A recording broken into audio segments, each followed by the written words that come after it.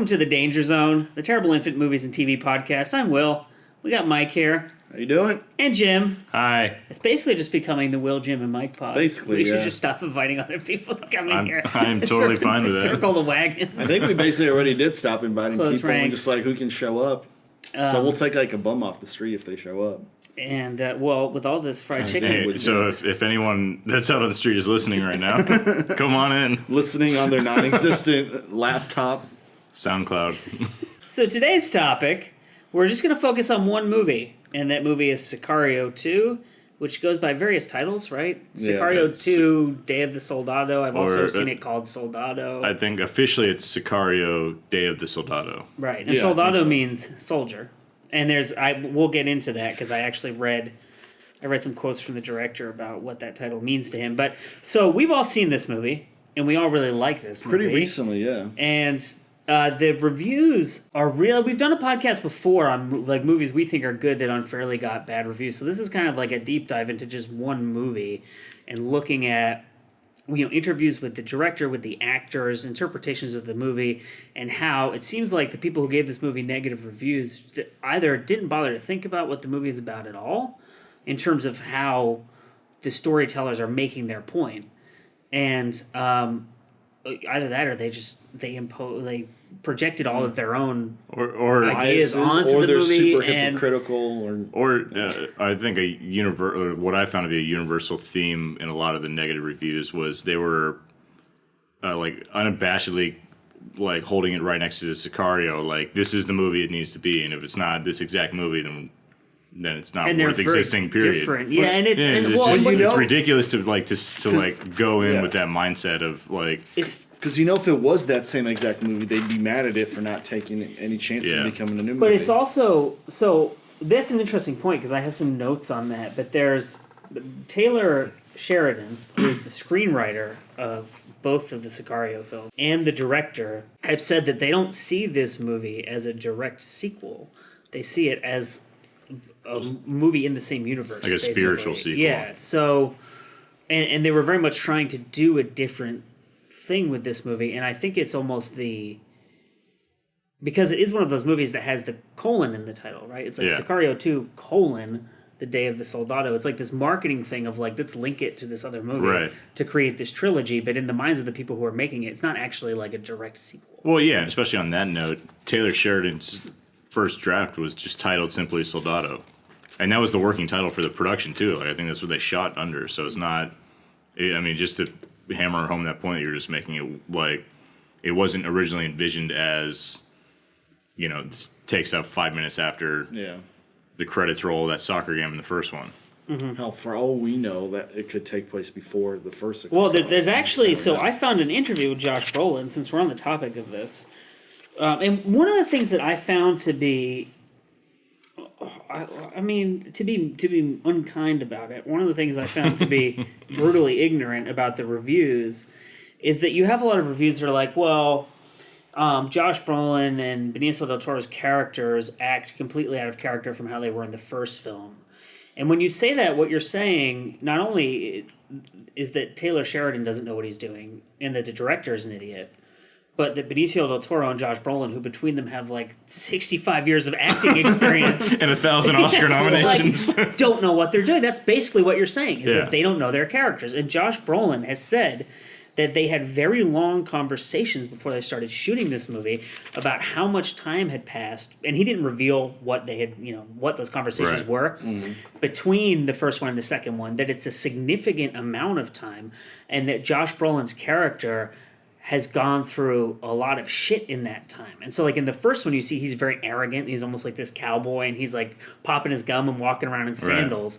Right. And he was saying in this one particular interview that his character had basically lost every similar battle he had tried to undertake since that movie.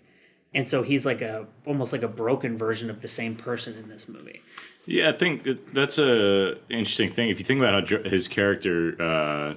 it's Matt Graver, right? Mm-hmm. It's Matt something, yeah. It's Matt Graver, I think. Yeah. So you think about he's introduced in Djibouti, and we're talking about in the sequel, in Soldado, and what he did, like he goes to the Somali pirate that the Navy SEAL team had just captured, and like goes into a storage container to interrogate Should we do a spoiler alert, or is that just... Well, I mean, if We're someone's going to watching spoil them, both of these movies, just FYI. Yeah, so This podcast episode's about Sicario too. All right. that's the title, so Yeah. I'm guessing there's Anyways, gonna be some spoilers. so he goes in and like kills that guy's brother on the live feed from the drone. Like essentially that's what happened in the scene. But you see him like this kind of I'm sick of doing this shit. You know, like you can see he's been like totally weathered in between the two time spans of these individual narratives. And so this is just a side point, but there was a fair amount of like, so I actually read a number of reviews, not just like the blurbs. I read like deep into the reviews, which I think because we were all sending each other reviews, like getting ready to do this, and a lot of people made the point that there's that line in that scene where he says, "It's Africa, I can do whatever I want." Is that the line? When he's It's talking to something that like guy, that. the guy's like, "You're American, you can't do this to me. Yeah, You guys yeah. are Something lost." like that, yeah. And a lot of people were like, "Oh, this just shows like this kind of like ignorant, macho, nihilistic, whatever." And I'm like, that to me, like, and so I should preface this by saying that I spent like 4 or 5 years working for a publishing company run by an Ethiopian whose goal is African knowledge production. And like we made a documentary film on bias against Africa and Western media and all of these things. And that line to me is one of the most succinct statements on the Western view of Africa I've ever heard. And I don't think that line is meant to be like this cavalier cowboy thing. It's really is this like, we set up black sites in Africa because we think of this place as a shithole so we can do whatever we want. And I like, Which I think is there's a lot of exactly what's happening right now. Right. Yeah, Yeah, and it's there's a like- very true statement. but I that think he there's a makes. lot of dialogue in this movie that, because again, if you guys maybe saw this too, a lot of people criticize Taylor Sheridan's dialogue, right? Like there's the scene where the girl, so the plot of one of like the main plot devices of Sicario 2 is that the CIA, working with Benicio del Toro's character, kidnap the daughter of a cartel leader and set up the other cartel. So basically creates a war between the cartels, right? And there's a line where the girl is like covered in blood and Benicio del Toro says to her, "Nothing bad is going to happen to you." And this reviewer fixated on that line. It's like, this is just an example of bad screenwriting, and obviously something bad has already happened to her, and it's like, Definitely not juxtaposition. like at it's all. not like giving her like irony and like hello. Never. Like, But it's funny The because guy like flipping through his dictionary. but that again is an Irony. example of like Stupid. you are so arrogant as to assume that a screenwriter who's written numerous films is dumb enough to not know what they're doing. Yeah. But you, the reviewer, somehow having never written a screenplay, Well, not just like- that Taylor Sheridan has written several screenplays. It's like he came out of the gate with like Babe Ruth style home runs. Yeah. You know, like Big Sicario, Hell or High Water, Wind River, Sicario 2. You And know, it's like funny because Wind River is highly praised for having really good dialogue.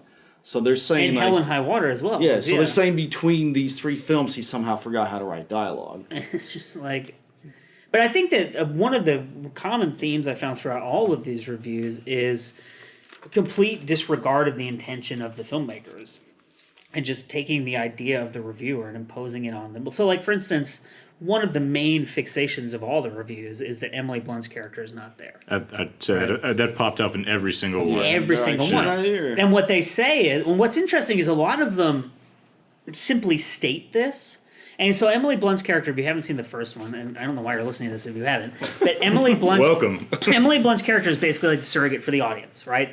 Like she doesn't know what's going on, and she gets caught up in this world with the CIA and these assassins and the cartels and stuff, and she kind of goes on this descent through this shadowy world. Right. Yeah, she's completely out of her element, and it's like, But she she's is the- learning all this shit as Like as we go basically, on. she and her partner are the moral center of the movie, Yeah. right? And they give us like the morals that someone outside of this world would take and put into it, right? Yeah.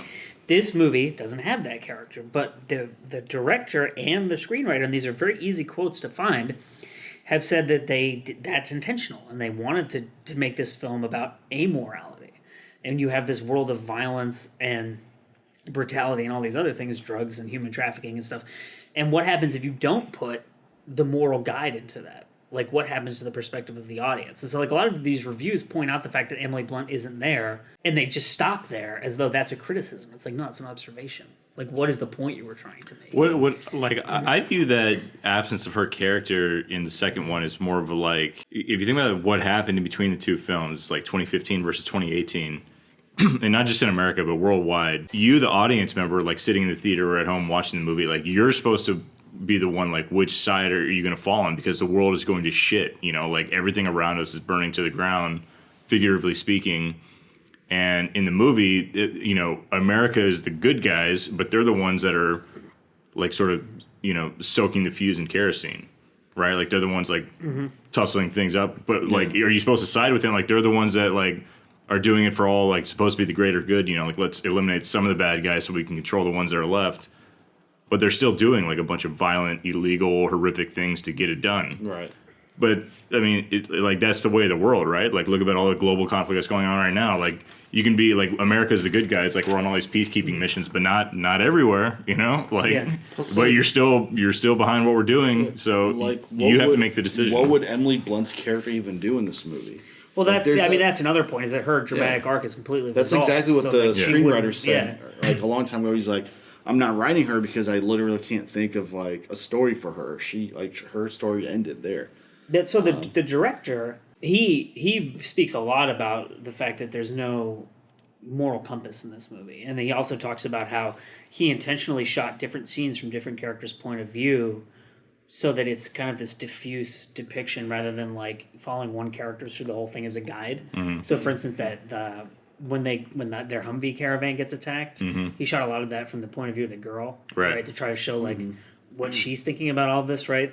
And so he's Italian, and he makes it like he's known for making crime films, and he did, you know, the TV series Gomorrah, the Italian TV series, which is like based on the movie Gomorrah, right, which is about like drugs and crime in Italy. But Italy is notoriously like one of the most corrupt countries in like Western Europe and in like what we would call the developed world or whatever, right? And has been for decades, basically since World War II. And the like organized crime has completely infiltrated the government. And so like this is a movie about the perspective of someone who is coming from a world where you don't have the luxury of having the Emily Blunt character. Whereas I think from the American perspective of like we can pretend we have a moral high ground. When our moral high ground is Josh Brolin in reality for both movies, right? It's like there just seems to be this disconnect between what the movie is trying to do and what the reviewers are writing about it. Like they're just watching it without any like critical thought or any reason. I mean, as we discovered in reading the reviews, there's incorrect information about the movie. Yeah, in the reviews, like they don't even bother. The big thing I found is like there's just so much hypocritical stuff, and like I'll just hop into one. Like, should we say the name of the person where they do it, Mike? Call them out right now. Yeah, I just quickly went to Rotten Tomatoes and I just looked at some of the aggregate reviews, and so Matt Hudson, for what I watched tonight, I'm sure it's like a blog or some website I've never heard What's of. it called? Matt Hudson. Yeah, From what I watched tonight. And, yeah, it's just. Why is that on Rotten Tomatoes? I don't know. That's a great question. Why is that on Rotten Tomatoes? And like, you know, he trashed the movie, and then he said it's basically a sequel for the sake of it. You know, the first one was popular and made money, and they made a sequel just for the sake of it. But then I look at, you know, the rest of the movies he's reviewed, right? And he's reviewed like 7 Star Wars movies, the Spider-Man movies, Ocean's 8. And the Bumblebee movie, and he liked all of those, and never once mentioned the fact that they were all sequels for no fucking reason. So, like, how can you? It's so hypocritical. I would say that the Star Wars and Spider-Man movies are not for no reason. They're there to make money. Load But, of like, money. but that's what he's saying Bumblebee about. is a film. Okay, That's what he's saying about this, though. That's what he's saying about Sicario. Is made to make money, a sequel for the sake of it. So, like. So is Star Wars, so is Spider-Man, so is Ocean. Okay, well, like that's not a good point. It's very hypocritical. I was like, well, and it's just I think it just goes to show that so many reviews are just they don't even read subjective, their own immediate reviews. reactions to. Well, so basically, I have reviewed movies before, not for like legitimate publications where you would have time to actually think about things and write, but for like websites and like crappy magazines. And a lot of the people whose reviews I have written down in my notebook are these types of people. They're freelancers, and they write for this place and for that place and whoever they can get gigs for. And usually what you do is you go and see the movie as soon as you can. If there's if you're not in a critic screening in your area, you have to go the opening night, right? Yeah. And then you have to type up the review as quickly as you can to get it out. And like, I mean, a lot of these places don't even have... I mean, for reviews, it's different when you have like research pieces, but for reviews, a lot of places don't even employ editors. Yeah. They just expect the writer to edit the piece themselves and post it.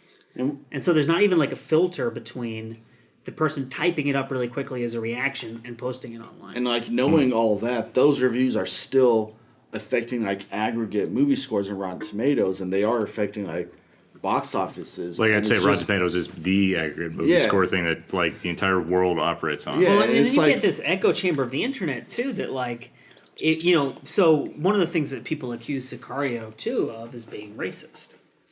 And one person says that who has a bit of a respectful platform, and then all of these other people who want to prove how woke they are, who have no fucking idea what they're talking about, and who don't understand like how movies work, right? They just watch them and react to them. They want to get on this like trend of like accusing this movie of being racist too, and then all of a sudden the movie is racist and it's like negatively affecting people's perception of the movie. Well, I wonder, like, with this guy, Mike, that you're talking about, Matt Hudson, with what I watched tonight, or like whatever the name of that blog thing is. Yeah. So you think about, I'm sure like this isn't as, you know, widespread as we would want it to be for the sake of this conversation, but with somebody like that, with a movie like this coming out, and you see like an initial trend of like these New York Times or New Yorker reviewers that like are writing negative or like backhanded, lukewarm reviews about a movie. Like these people that are going to get a gig for like, or whatever, you get advertising dollars from their stupid blog site. They just don't, they want to take the lazy way out and not say like, oh, I like Sicario too, but if all these other reviews are bad, and if I put up like a glowing one, then I'm going to have to defend it. And They I don't don't feel really like, want to buck the trend. yeah. They just see what if 5 or 6 publications all come out with a negative review, they'll just hop on that. Like, see, I know what I'm talking about too. I didn't like it either. Just like this Well, and Richard happens Brody a lot. guy. You can see that reflected in the fact that people, film critics, all basically use the same language, right? Yeah. When they're writing these, like they use generic language to So describe much of things. it. That well, so here's You said that in such a monotone. on the So point much of it. of the ignorance of this is slightly off base of them just kind of parroting one another, but. Yeah. So Kate Taylor of the Globe and Mail, and I think I sent you guys this review. She wrote that Roger Deakins, who's probably other than maybe Chivo, who works with Alfonso Cuarón, like the most famous cinematographer Yeah, in the I'd world, say so. right? Yeah. Yeah. One of them, yeah, definitely. And so he shot the first one, and so a lot of the things that the reviews point out is, oh, Roger Deakins didn't shoot this one, right? But then you realize that these people don't actually know what a fucking cinematographer does, right? So this woman says, and I don't have the exact quote here, but she says that the cinematographer makes the wise choice of avoiding using the same shots that Roger Deakins used. And it's like, so Roger Deakins was in the editing room, and Roger Deakins was the director of the movie who chose every single shot that they were going to use. Like, that's not what the fucking cinematographer does. That's not their job. It's like, and that's just such a heinous instance of ignorance. And it's like, I'm not, can you trust anything in this whole review? No. If the person has decided to write some authoritative thing about the cinematographer without knowing what cinematographers actually do. Probably not. Yeah. Well, no, exactly. I see that. I'm like, well, I'm not paying attention to the rest of this article. Yeah, that's a good point. So I read a review from Oliver Jones for The Observer, and he trashed it as well. And this isn't a direct quote, but something similar. He said it was relentlessly and pointlessly disturbing as any film I had seen in some time, or anything he'd seen in some time. And me and Jim were talking about this earlier. And it's like, does he not like watch TV or anything on there? Like, Right. I watch a police procedure where they do the same kind of opening scene where there's like a suicide bomb exploding. Like that, Sicario 2 was not to me, it was not an overly violent movie. Yes, there was a bomb explosion, but you didn't actually see anything. You saw a bomb go off. But like, do these people not watch like any action movie that's coming out, or like Game of Thrones, or like fucking Vikings on the History Channel is way more violent this film Well, was. the other So thing it's that I like, find to be interesting about that, can you read that quote again? he said it was relentlessly and pointlessly disturbing as any I had seen in some time. So, but that's not, I mean, other than the word pointless, that is not a criticism, that's an observation. That too. Yeah. And it's like, I feel like critics so often, rather than explaining what they mean, will simply state something and assume that it is somehow a valid criticism when it's just an observation. We talked about this with The Kingdom, right? Like people criticizing it for being a procedural. Yeah, It's yeah. like, that's Yeah. not a criticism. That's just Yeah. what it Statement. fucking is. Yeah. Like, But then in his other movies that he loved the girl in the Spider's Web. Did he really? I mean, I haven't seen that. I haven't seen it, but the What- content it's based on is. the new girl with the dragon tattoo. But the content it's based on is very violent, Relentlessly and graphic. disturbing. Yeah, and very bleak. Way Yeah. more so than this film. So again, another hypocrite. Good job, Oliver. I got a really interesting one to talk about. Let's do it. So it was one that you sent today. The guy from the playlist. I don't have the author's name up. Okay. This guy was so uncontrollably all over the place with this review. Like there was no central Oh, is this? I didn't like it or I did like it. I know who you're talking about. I think I have a quote from this too. Yeah, go ahead. So this guy was like, I believe if I remember correctly, he started out just tearing apart the fact that the filmmakers, like the original screenwriter, dared to expand the Sicario universe beyond one film. You know, he was so upset that their cash grab operation for a sequel, this, that, and the other, sequel doesn't need to exist. The story was complete in the first one. All that generic nonsense, whatever. So then he sort of segued that into, well, if they're gonna do this, they might as well make this into a TV show. And he started in these different phases of his negative review, he started using parentheses to outline which episodes this would be in his TV show of the Sicario universe.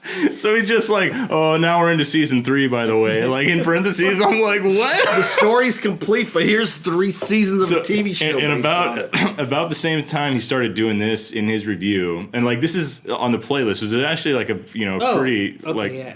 A more famous movie review website? Rodrigo Perez. I think I just found my quote from the same review. Yeah. So, and then this is about the same time that he came across a typo when he was typing out Josh Brolin's character, whose character's name for real is Matt Graver, and ends with an R. But then he changed it to Matt Graves with an S.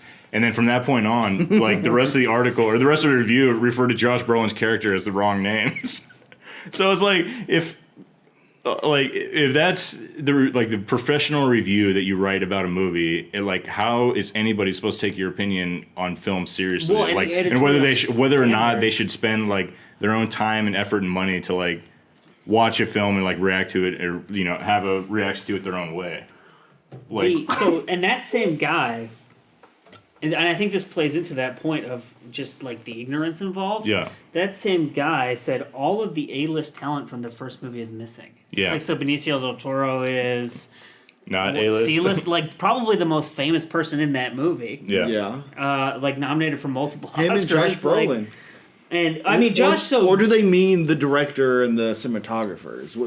They mean because they list Emily Blunt. So and they say actors. all the A-list talent has left the franchise. And but in that they listed Roger Deakins too. But the DP that they came and replaced is the guy that shoots all of Ridley Scott's movies. Right, he's really he's not famous, exactly some asshole with an iPhone, with a handheld rig. Yeah, they lost Emily Blunt, who is a big name, but they still kept Josh Brolin, who's probably one of the biggest actors right now. Also, and this is obviously if you're 15 or whatever, this name probably means nothing to you, but Matthew Modine is in this movie. Yeah. Who grew up in the 80s, is way more famous than Emily Blunt. Yeah. And Catherine Keener is in the fucking movie. It's just a stupid, and that's how that guy opens up his review. It's just, it's such a stupid, subjective point of view that doesn't add anything to the actual conversation or debate of whether this is a good film or not, or a well-executed piece of cinema or not. Yeah. Now I just can't stop thinking about that guy. So here's, to maybe pivot a little bit and discuss So one of the things that this movie gets... So I'll read you this review real quick, and I don't know if I wrote down which publication this is from. Incredibly charged stuff. So this is on the... I have that too. You have that one? Yeah. So what David publication? Sims for The Atlantic. Okay, so David... Oh, The Atlantic. Yeah, this guy hated we're this gonna movie. We're going to talk a lot about this guy because he went off. Yeah, so there's a scene in the beginning where... well, let's just talk about the opening of the movie. You see these immigrants, and so the director also, as I said, he's Italian, right? And Italy is taking a lot of immigrants who are coming from Big time. the Northern Middle Africa. East and Northern Africa and everything that's happening with ISIS, right? Yeah. Mm-hmm. And he was talking about how one of the things that attracted him to this movie was that it's a movie about mass migration and refugee crises and how strategically placed criminal organizations are essentially exploiting it for profit. And in this opening scene, you see all these people running across the desert. And I watched this scene over and over again because I wanted to. Well, the scene is much discussed in the reviews, right? And I really wanted to watch it and think about it and like look at it. And after having read the interviews with the director and stuff like that, right? And what you see is these people who are the immigrants who are, their faces are exposed, right? They're not wearing masks or anything. You see them, you empathize with them, you see that they're human beings, you see that they're wearing like clothes with holes in them. And then when the soldiers show up, like the border patrol, they're wearing, the first guy you see is wearing a helmet. Yeah, he's on an and ATV. goggles He's and he's like on a BMX helmet. He's like a stormtrooper, basically, from Star Wars, right? And that, to me, is very obviously a statement of here are these individual human beings who are lost in this dark desert, right, of humanity. And you could extend this metaphor far beyond immigration, right? Who are up against this anonymous, massive machinery of, like, violence and exploitation for profit. And they're just wandering around this desert. And then we see a guy on a prayer rug, like praying to himself in Arabic, right? And then he blows up. But if you, and I watched, like I said, I watched these scenes over and over again. That one and the next scene, which is a suicide bombing in a grocery store in Kansas City, right? And there's the guy in that scene who's really hesitant to do it. And there's, and again, like the director has said numerous times in every interview that he does not want to explain what is happening in the movie. He wants you to just see it and make up your own mind. And there's this element to me of in this context of all these people being exploited. And we have that scene that you were talking about, Jim, with when Josh Brolin is killing the pirate guy's brother to force him to, like, and we know, anyone who reads the news or reads, stuff about geopolitics or whatever knows that there are suicide bombers who are not like these hyper-committed radical Islamists, who are people who are conscripted into it, whose families are threatened, who are forced to do it. And to me, there's an element, especially that guy on that prayer rug in the beginning, of him looking like he doesn't want to do it. But he has no other option. And it's almost like a metaphor for what this movie is as a whole, right? Right. And so having said that, and having talked about what the director is trying to say and everything, and again, let me just read you one quote here from the director that I think is apt before I read the quote from this guy from The Atlantic. "The purpose of this movie is not to educate people. It is not to give you an answer. You can make some interesting questions in a movie, and that's it." And that's basically the director's philosophy on filmmaking, right? So this guy from The Atlantic said, "Incredibly charged stuff for a film that has no political agenda." What I found... Thank you. Yeah. Right?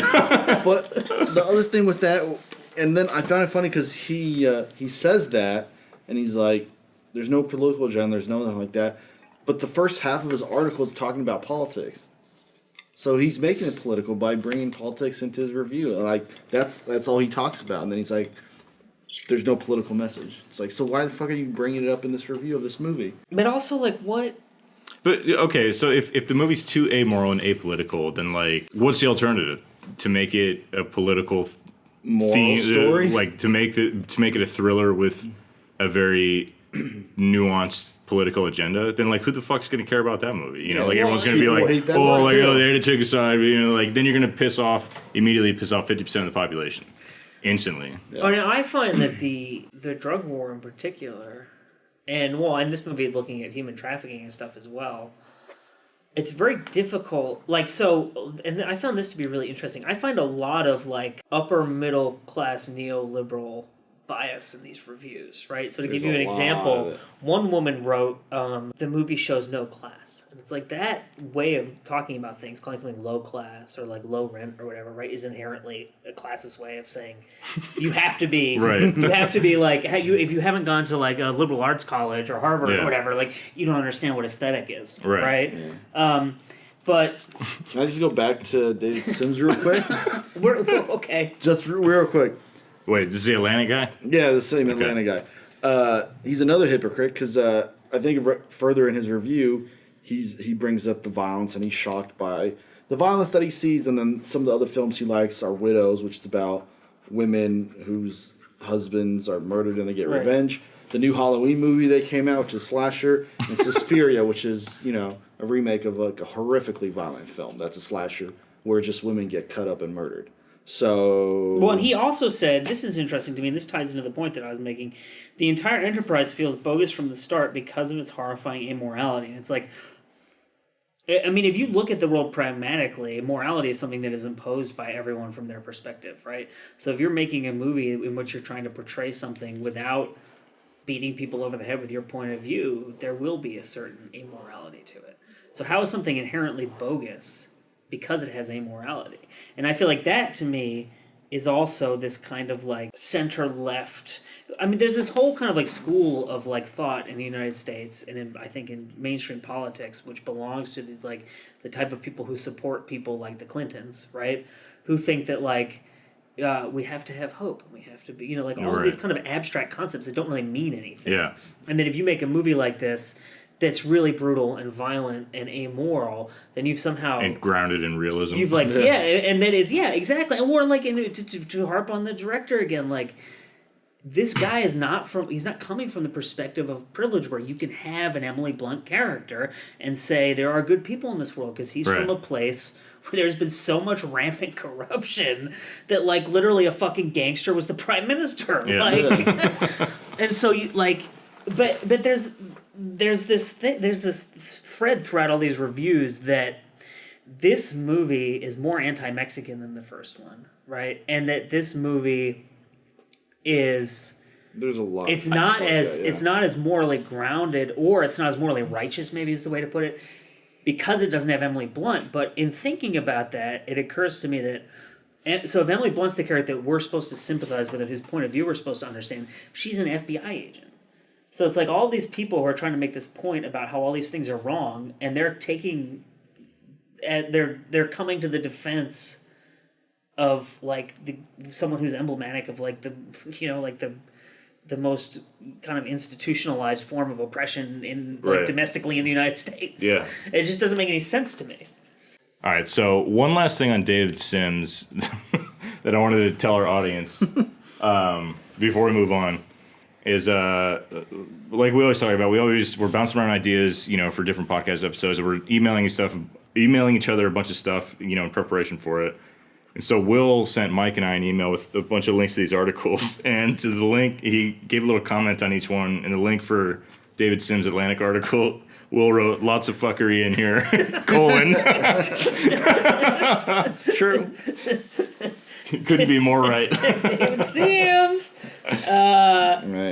Yeah, so, but I want to touch on one thing. It's not like a specific reviewer or a critic or anything, but I found it sort of a common thread, and more often than not, is how these critics try to make these two completely separate points that are actually like they're talking about the same thing, but they present them in a way where it's like, this is a new paragraph of a new critique I have of this movie, but it's the exact same thing that I just said, and it's about how the Stefano, was it Salima? yeah, I think so. Okay, so Stefano. It's one of those names where I look at it and I'm like, it's going to take me so long to pronounce this properly that I'm just going to call him the director. Right. the director. So the director of Sicario 2 and his DP, they talk about how they tried too hard to copy exactly like the perfection of the first one from Denny, I don't know the first director's so the director of the first one, and Roger Dinkins, and the composer, who I think died after the first one. Who died? So many reviews were like, they didn't bring back the composer. I know, right? It's like, he's dead! They couldn't bring him back. I'm sure they wanted to. They talk about, like, they complain that the director and his DP they complained they tried too much to mimic the exact look of the first one and the same feel and like the intensity and like the, you know, the sort of like itchy anxiety that you feel all throughout watching the first one, like it's building up to something that you know. And then like in the next point, they try to pretend like it's a whole new like subplot of their critique. They talk about how the DP that they didn't try their own vision. Does that make sense? Yeah. We're talking about like they complain about like they're trying too much to copy these guys, and by the way, they're also not executing their own vision. Like this is a whole new storyline of critique that I have. I'm like, it's the exact same fucking point. And what I found was, so Mike and I watched this movie relatively recently. I didn't see it in theaters, and when it first started, because it's a similar setting and it's the same characters, right? And like in the beginning, I had this sense of, they're trying to, with that same kind of thing of like they're trying to do the same style, but it's not quite the same. But as the movie evolved, it became very clear to me that the director has his own style. Right. It is very different from the first director's style. And it just like once I got past the, and I also think there's an element of probably you have pressure from the studio to retain like key aspects of the original that are kind of like, if you want to call them, I mean, this movie's not old enough to be maybe iconic, but like the iconography of the first film that people will recognize, like the drone shots and stuff like that. Sure. Right, Yeah, you have to. But I think this movie very much has its own style. You just have to let it settle. Right. And I think I agree. But I'm sure that some of these reviewers, the movie starts, oh, that shot's similar to the first one, but Roger Deakins lit it differently or whatever, although they probably don't know that the cinematographer lights the shots, right? And then wrote in their notebook, not as good style or whatever, and then never thought about that for the rest of the movie. Oh, no. And then It's not the same shot as the DP has been nominated for like 35 cinematography Yeah. Oscars. Yeah, I mean, it's a lot to live up to. But it's also just like, I don't know. But it's not any better or worse. It's just different because it's it's a different movie, and it's like they're complaining about it, trying to mimic the first one, and then turning around and complaining a whole new point that it doesn't have its own vision. When in reality they're wrong on both things. And it's just not a good review because like they're saying it's not the same, but if it was the same, they would bash it for being the same. Like it's a no-win situation. So, if I may get into something here. Get into it. So, the one of the common threads in the criticism of this movie is that they either say it's racist or it's anti-Mexican, right, or anti-Latino. I still don't understand that. And It's a lot of reviews like so that. there's a lot to unpack though. This is like a big kind of like so the first thing I'll say is that, and I should probably preface this by saying something that Jim and Mike already know, is that I lived in Mexico.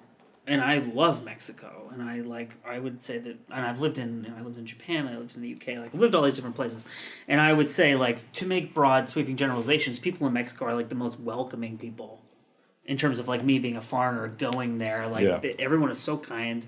There's like this huge kind of focus on the family, and like the familial nature of society, and like I really really love it there. And I interned at a Latino studio in the United States that makes like English, Spanish bilingual movies for that audience and stuff like that. And so like I would say, and I'm very sensitive, as you guys may attest, to like cultural issues and stuff like that. It's true. And, and so I think that I would probably be like the first person in the world to be offended if I perceived that this movie actually had an anti-Mexican agenda. Yeah. And I don't see that it does at all.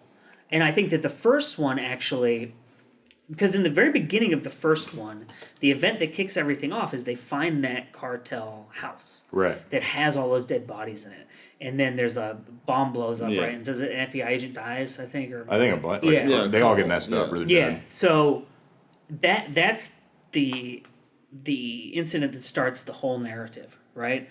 So that is inherently blaming, like fundamentally, that movie blames the Mexicans, if you want to call them that pejoratively, right? For what happens. In this movie, you see these people crossing the border, right? And then the suicide bomb blows up, and then we see the suicide bombers in Kansas City, right? And there's the Josh Brolin character talks about how the suicide bomber in the beginning was smuggled into the country through the cartel, right? Mm-hmm. But we never actually know if this is true. That's like an irrelevant detail. That's basically... Well, it's just later in the movie, it's disproved by Catherine Keener's character, from New who's Jersey, like, right? Well, like Catherine Keener's character gives like the exposition backstory of like it changes. Like I think her line in the movie is literally it changes the fucking narrative, right? Because they find out that these guys weren't Mexican and they weren't jihadists that took a ship over from Africa and then went with a bunch of immigrants trying to cross the border. Which was their original premise, right? But even the guy does blow himself up in the beginning, right? Yeah. Even that character, we never know that the cartel is smuggling that guy in, right? No, because if you like pick through that scene, like it's like the border agents rush in on the group of what's very obviously like Mexican families, and then that guy's like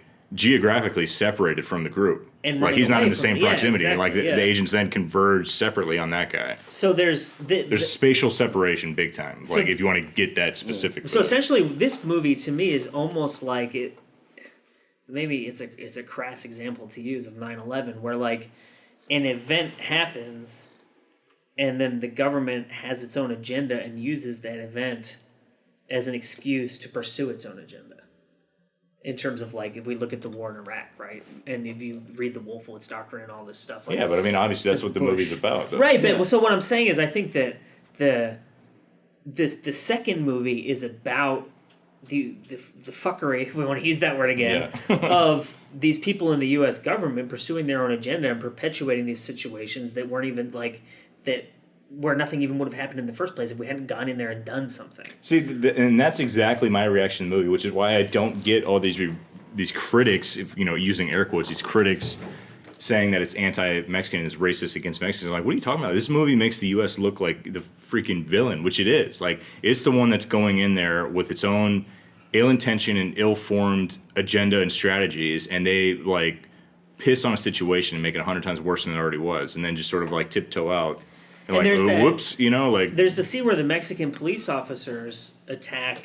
Right. The American military in Mexico.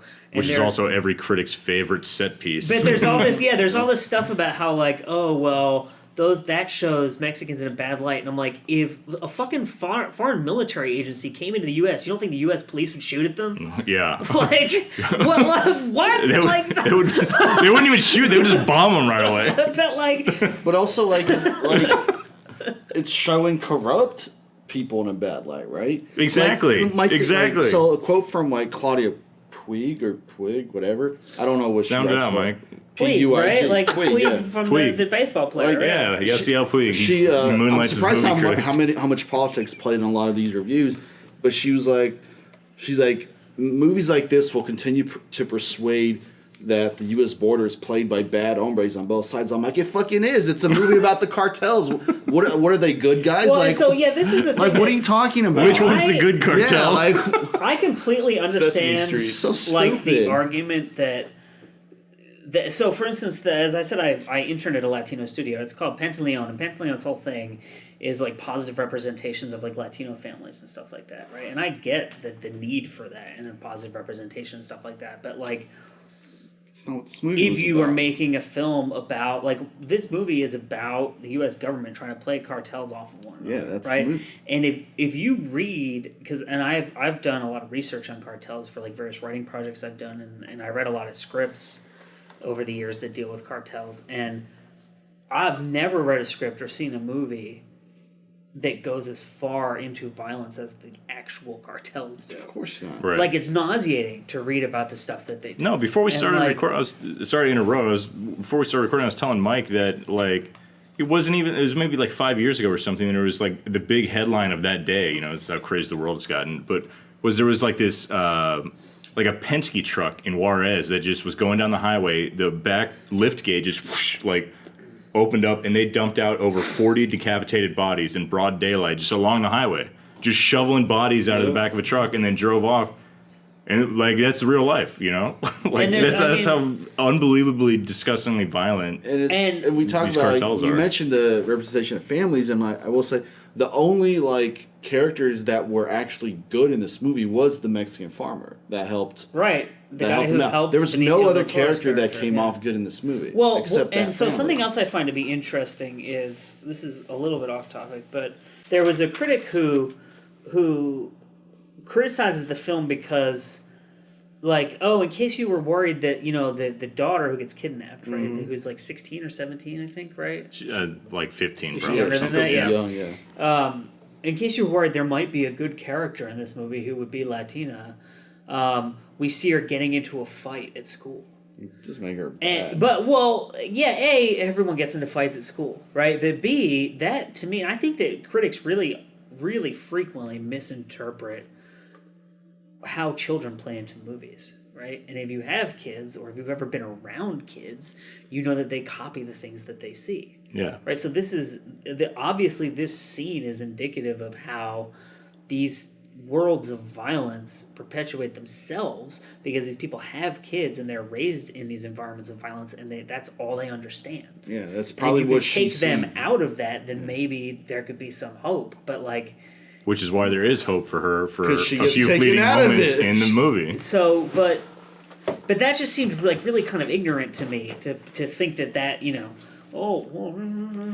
The other thing that really irritated me was, and so let me put this out there, and we can talk about this and see how you guys feel about this. Here's a quote from Carlos Aguilar, and he says, Taylor Sheridan has a taste for writing stories where people of color are a central component, yet their perspectives are ignored. So, isn't the whole fucking movie about Benicio del Toro's perspective? well, so but mainly? what's interesting to me about this is that, and I saw Benicio del Toro speak after a screening of the first movie, and he talked about how his character originally had these huge monologues, and he was like, this guy doesn't talk like that, that's not who he is. And he rewrote the vast majority of his dialogue. And in the second one, he was heavily involved in the writing of the screenplay because of who his character is and all these things, right? So for someone to make this statement is essentially to say that Benicio del Toro is either an idiot or a puppet for white people, or like to completely rob him of whatever agency he has in his creative role in this movie. Well, let me ask you a question in defense of critics like that. Oh, They're writing for an audience of people that are almost guaranteed to not look into the film's background as much as you just explained and know that Benicio del Toro like rewrote the character, and like that is how much vested interest he had in bringing that character to life on screen as they know it in the final movie, right? So like most people like they just are like middle America they're not going to know that or care to look into the movie more after the fact. So it's just they're going to watch the movie as they see it start to finish.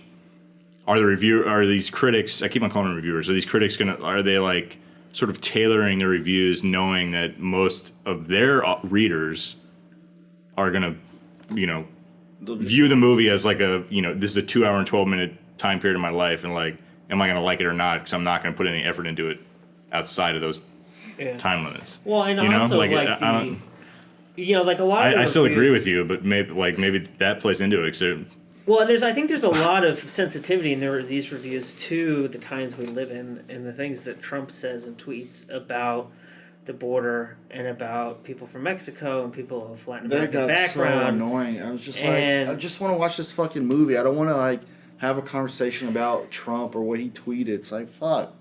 Just talk about But the to movie. me, like first of all, this movie was probably, the first draft of the script probably before was, I would or assume, right around before when it got- Trump was elected. 100%. Yeah. So, and I don't think that Taylor Sheridan the director's not even American, right? No, Like he's I Italian. don't think their thought process is what is the current administration. It's what this situation has been going on for 30 something years. Yeah. Like let's just look at it and these characters and what they're going. And maybe it's bad timing that it was released when all this stuff is happening, right? But I don't think that makes the movie inherently racist or like pro-Trump. Or one reviewer even accused Taylor Sheridan of being anti-Obama. Yeah, I remember that. Obama had to do with it. Because supposedly the first movie was suspicious of American power, and this movie embraces the abuse of American power, according to this reviewer. Something stupid like that, 'cause technically the first one came out in Obama's presidency. There was also the reviewer who called Benicio del Toro a bad Mexican. I love that. He's But he's Puerto- Puerto Rican. Well, he's Puerto Rican, but the character's Colombian, right? Isn't Yeah. that- So it's like neither the actor Way to nor miss the mark, guy. actor is- Well, he's probably Maybe like start anything over. below Texas is Mexico, including all of South America. Including Apparently. Antarctica. Yeah, all that's Mexico. But honestly, like we can wrap up. But the kind of all the things that are bouncing around in my brain is that this movie to me is a lot more of an honest portrait of the drug war than the first one. But also, the thing that I found to be missing from the first one was any kind of indication that.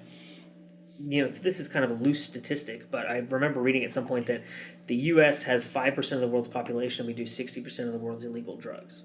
Like, there's a reason the drug war is happening on our border. Yeah. Because the drugs are they're coming here. We like to party. Yeah, exactly. But That's like America is, even if you're not showing the CIA going into Mexico doing this shit, right?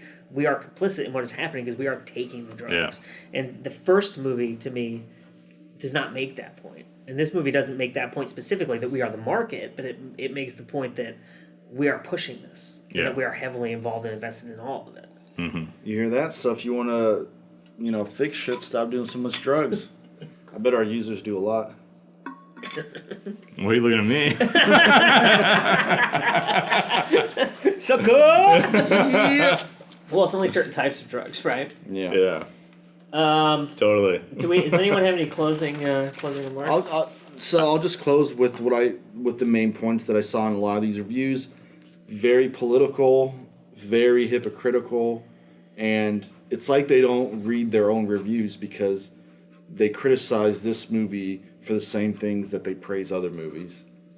I agree, and I think a lot of the negative, and this could just be the nature of whatever, but like weirdly consistently with reviews, like a bunch of them got so much stuff wrong about the movies and like the filmmakers, like they didn't even. It was The like facts, yeah. it was just like such the laziest effort I've ever seen in like to make like in any kind of like professional integrity and like what you're publishing like with your own words. Particularly lazy about that is that, and I don't know if this is still the case, but I know that. But like when I having done like reviews of music and movies before, the record label or the studio typically gives you a sheet with all the information on it. Oh yeah. So it's like all you have to do is look at the piece of paper they've handed you. I mean, if you can't get the fact that the composer died, who was a well-known composer and his death was big news, if you can't even get that fact right, it's like... Or, there's, like, without getting into much, this is the last thing I'll say, but in the opening scene, like, one of the suicide bombing scenes, there's superimposed on the screen, like, Kansas City, Missouri, and one of these critics wrote, like, oh, they, like, they open up with a cliche, like, suicide bomber tugging at people, like, fear-mongering suicide bombing scene on the East Coast, and I'm like... Kansas City is like bullseye America. You like fucking idiot. You're talking like on the East Coast. Come on, man. Anyways, I so digress.